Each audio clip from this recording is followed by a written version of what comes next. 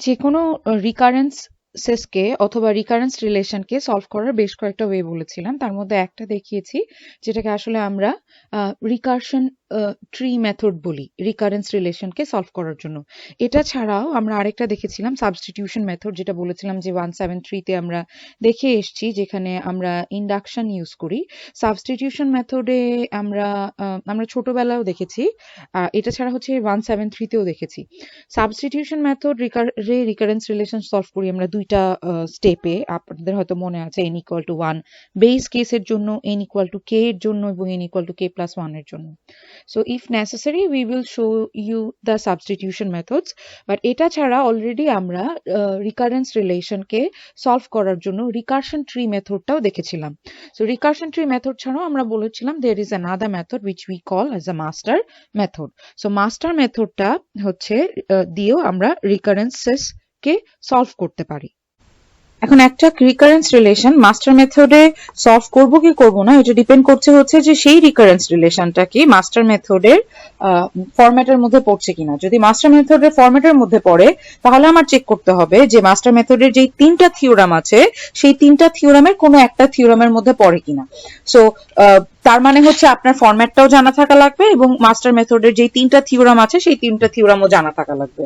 তার মানে এটার অসুবিধা হচ্ছে যে মাস্টার মেথডে আপনার আসলে থিওরাম গুলা মনে রাখতে হয়, আর সুবিধা হচ্ছে যে প্রোজ হচ্ছে যে আপনি যদি মনে রাখতে পারেন তাহলে খুব ইজিলি আপনার not going to the in depth or details, যেমন আমরা ট্রিতে ভাঙতে থাকি তারপর প্রতিটা লেভেলের সিচুয়েশন বলি, তারপর হাইট বলে তারপর আমরা এখানকার টাইম কমপ্লেক্সিটিটা বের করার চেষ্টা করি বা টিএনটা বের করার চেষ্টা করি। কিন্তু এখানকার সুবিধা হচ্ছে যদি আপনি মনে রাখতে পারেন ফরম্যাটটা এবং এটার ভিতরের ফরম্যাটের ছাড়াও হচ্ছে তিনটা যেই থিওরাম আছে সেই থিওরামটা, তাহলে আপনি খুব সহজেই আপনার ওই থিওরাম গুলোর সাথে মিলিয়ে আপনি ভ্যালু বসাই দিতে পারবেন।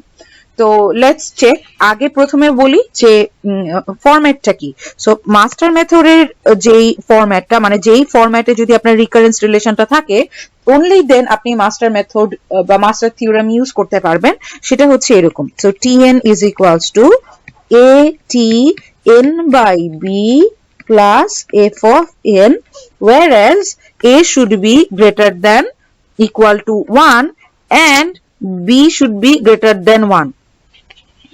এবং এখানে fn কি হবে? fn হবে হচ্ছে asymptotically positive function, asymptotically positive function. আমি এখানে পজিটিভটা শব্দে লিখলাম না।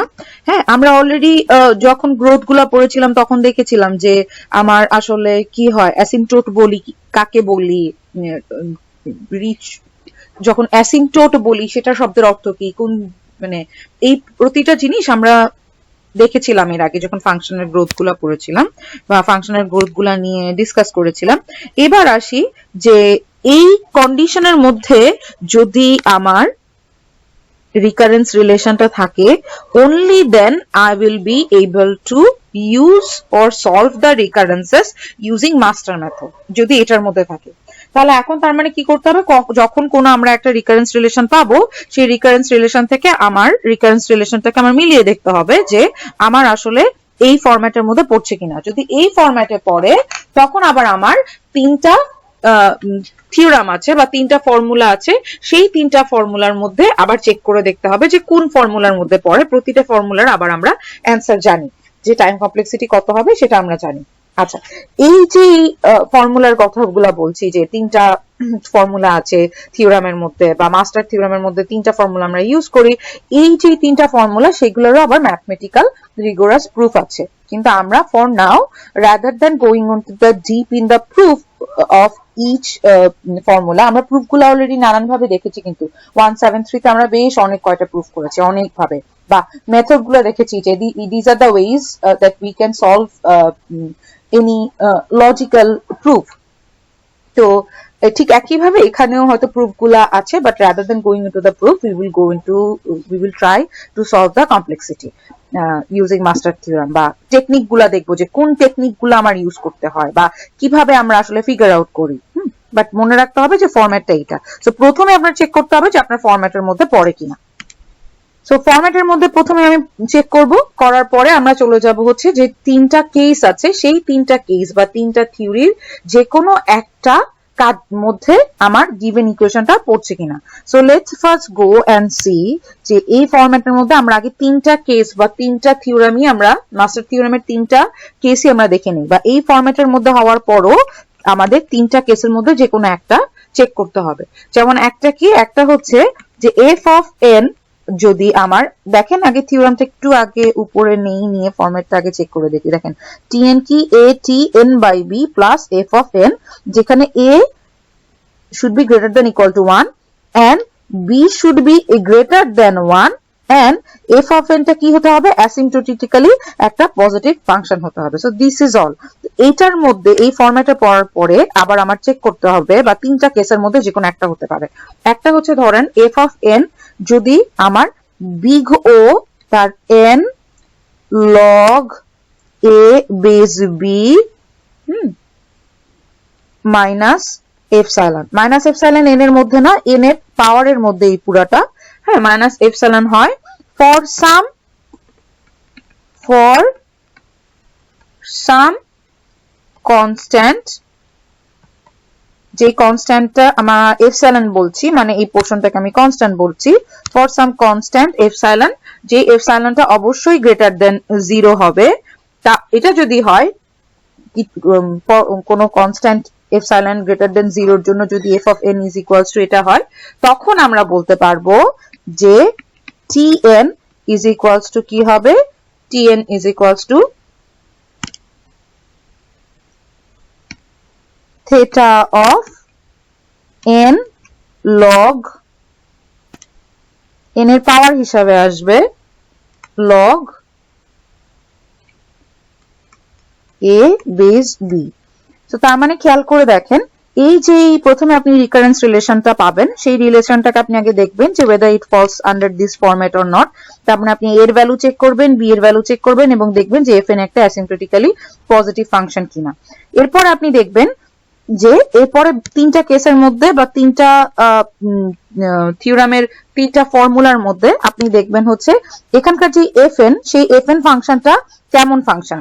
fn ফাংশনটা কি, বিগো n log b by a minus 1 এটার কিনা। তার মানে এই কথাটা বা এই লেখাটার মানে কি, বিগো মানে কি, দেখেন আপার বাউন্ড। সো তার মানে fn থেকে আপনার দেখতে হবে যে এটার সাথে আপার বাউন্ডের সম্পর্কটা। তারপরে আপনি ধরে নিতে পারেন যে যদি কোনো এপসাইলন বা কনস্ট্যান্ট ভ্যালুর জন্য যদি এইটা সিচুয়েশন হয়, তখন আমরা সরাসরি অ্যান্সার বসিয়ে দিতে পারবো যে আমার অ্যান্সারটা কি হবে, tn is equals to theta of n log a base b. So this will be my straight cut answer.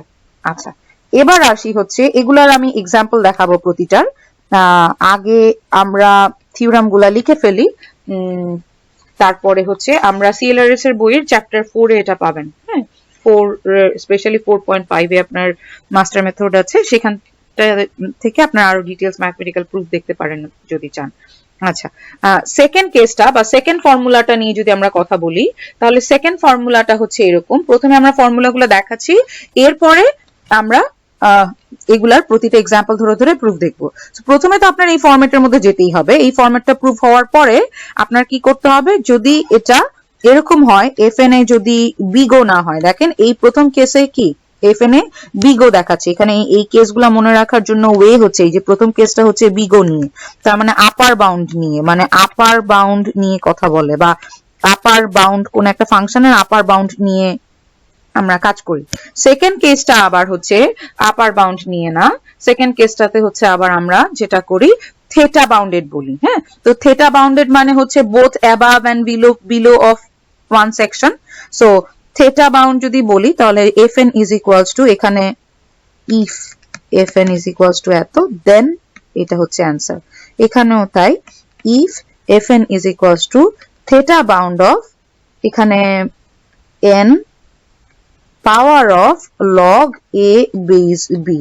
তাহলে দেখেন প্রথম কেসের সাথে বা প্রথম থিওরির সাথে পরের থিওরির ডিফারেন্সটা হচ্ছে, প্রথম থিওরিতে এখানে আমরা বিগো বা আপার বাউন্ড নিয়ে কথা বলেছি, তার মানে বিগো বলতে কি বুঝাই, আপার বাউন্ডটা বুঝাই, তাই না? আর এখানে কি বলেছি, এখানে থেটা নিয়ে কথা বলছি। থেটা মানে হচ্ছে স্যান্ডউইচ সিচুয়েশন, যেটা মানে bounded by both above and below. তো থেটা নিয়ে কথা বলছি এখানে। এখানে প্রথম সিচুয়েশনে এপসাইলন আছে, দ্বিতীয় সিচুয়েশনে আমার এখানে কোনো এপসাইলন নাই। যদি এটা হয়ে থাকে তাহলে আমার অ্যান্সারটা কি হবে? Then if this is what is happening, then my answer Tn will be nothing but theta n, হ্যাঁ, n এর পাওয়ার হিসাবে আমরা বলবো হচ্ছে log a বেজ b, পাওয়ারের পরে n এর পাশে ডট log n। আচ্ছা, so this is my second answer. বা যদি আমার এরকম এই ফরম্যাটের মধ্যে পড়ার পরে fn এর ভ্যালুটা যদি আমার theta bounded by n log a base b হয়, সেক্ষেত্রে আমি অ্যান্সার হিসাবে কি পাবো? অ্যান্সার হিসাবে আমি ডিরেক্টলি এটাকে লিখে দিতে পারবো। আচ্ছা, এখানে তাহলে খেয়াল কি, প্রথম কেসে আপার বাউন্ড ছিল, সেকেন্ড কেসে হচ্ছে আমার স্যান্ডউইচ ছিল। থেটা মানে হচ্ছে both bounded by upper above and both bounded by above and below of this above and below of that function। তার মানে যেটা স্যান্ডউইচ কেস বলছিলাম, তখন আমার অ্যান্সারটা হয়ে যাবে বা ডিরেক্ট টিএনটাকে আমি লিখে ফেলতে পারবো এটা। আচ্ছা, এবার আসি 3 নাম্বার এবং লাস্ট থিওরামটা নিয়ে, বা থিওরামের লাস্ট পোর্শনটা বা লাস্ট ফর্মুলাটা নিয়ে। সেটা কি, সেখানেও আমার হচ্ছে fn কে টেস্ট করতে হবে। সো ধরেন if fn is equals to omega, এখানে কি বলবো, ওমেগা n, এখানে হচ্ছে log n এর পাওয়ার হিসাবে a base b plus epsilon, এটা হয়। তার মানে খেয়াল করে দেখেন, এটা আর শুরুরটা কাছাকাছি, এখানে মাইনাস এপসাইলন ছিল, এখানে প্লাস এপসাইলন, বাট জাস্ট একই জিনিস। তো আর একটা হচ্ছে আমার এক নাম্বারটা জাস্ট আমার আপার বাউন্ড ছিল, আর এখানে 3 নাম্বার যেই থিওরামটা, সেটা আপার বাউন্ডকে না করে এটা লোয়ার বাউন্ডকে রিপ্রেজেন্ট করছে, তাই না? এই যে আমি ওমেগা দিয়ে এখানে কি বুঝতেছি, লোয়ার বাউন্ড। হ্যাঁ, যদি তাই হয়ে থাকে, এটা যদি হয়, এবং এখানে কি করতে হবে, এখানে অবশ্যই epsilon should be greater than 0 হতে হবে। এই কেস যদি হয়, তখন আমরা কি বলতে পারবো? তখন আমরা বলতে পারবো Tn is equals to something না। 3 নাম্বার থিওরামটা একটু কমপ্লিকেটেড। এখানে খালি ইফ বলে আগের দুটাতে যেমন একটা কন্ডিশনই বের করতে হচ্ছিল যে fn এর ভ্যালুটা কত, এটা থেটা বাউন্ডেড বাই এত কিনা, কিন্তু এখন আবার তা করতে হচ্ছে না। এখানে দুটো কন্ডিশনকে স্যাটিসফাই করতে হবে, এই কন্ডিশন এন্ড বোথ কন্ডিশনকে স্যাটিসফাই করতে হবে। And a f of n by b should be less than equal to c f of n। এইটা যদি হয়, for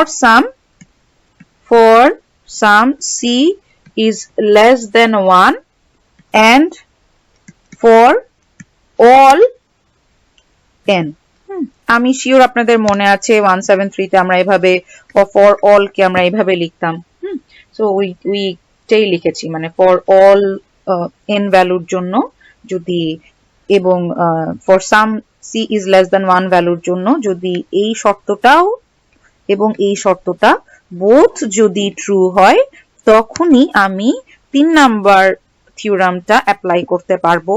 এবং according to the 3 number theorem, তখন Tn is equals to, এটা কি হয়ে যাবে, theta n। So theta n না, সরি, আমি একটু লিখতে ভুল করে ফেলছি। So Tn equal to theta f of n। আচ্ছা, তো তখনকার আমার অ্যান্সার হচ্ছে এটা, this is the answer. So master মেথডের, তার মানে দেখেই বুঝতে পারতেছেন মাস্টার মেথডের ব্যাপারটা হচ্ছে যে মাস্টার মেথডটা আপনার মনে রাখতে হচ্ছে।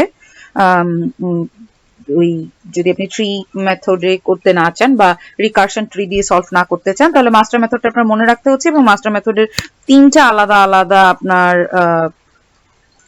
ফর্মুলা আছে, এবং এই তিনটা ফর্মুলাকে আপনার কি করতে হবে, মনে রাখতে হবে যে কোনটার মধ্যে যখন পড়বে, যেটার মধ্যে পড়বে তখন অ্যান্সার এটা, এই সেকেন্ডটার কেসের মধ্যে পড়লে অ্যান্সার এটা, থার্ড কেসের মধ্যে পড়লে অ্যান্সার এটা। থার্ড কেসটা মনে রাখতে হবে, প্রথম কেসটা হচ্ছে আমার আপার বাউন্ড নিয়ে বিগো নিয়েছিল, সেকেন্ড কেসটা ছিল হচ্ছে আমার টাইট বাউন্ড মানে থেটা সিচুয়েশন নিয়েছিল যে বোথ বাউন্ডেড বাই দিস, আর লাস্ট টা ছিল হচ্ছে আমার ওমেগা নিয়ে, তার মানে লোয়ার বাউন্ড নিয়ে কাজ করতো, কিন্তু থার্ডটাতে আমার দুটো শর্তকে স্যাটিসফাই করতে হয়, তখনই আমি টিএন এর ভ্যালুটা লিখতে পারি। এটা ছিল থিওরি। এখন হয়তো কিছু এক্সাম্পল দেখলে আপনাদের জন্য বুঝতে ইজি হবে বা আপনাদের জন্য তুলনামূলকভাবে সহজ হয়ে যাবে যদি কয়েকটা এক্সাম্পল ধরে ধরে করাই। সো নেক্সট লেকচারে let's go with the example, but for now please do check this format so that you can solve with master theorem as well. Thank you.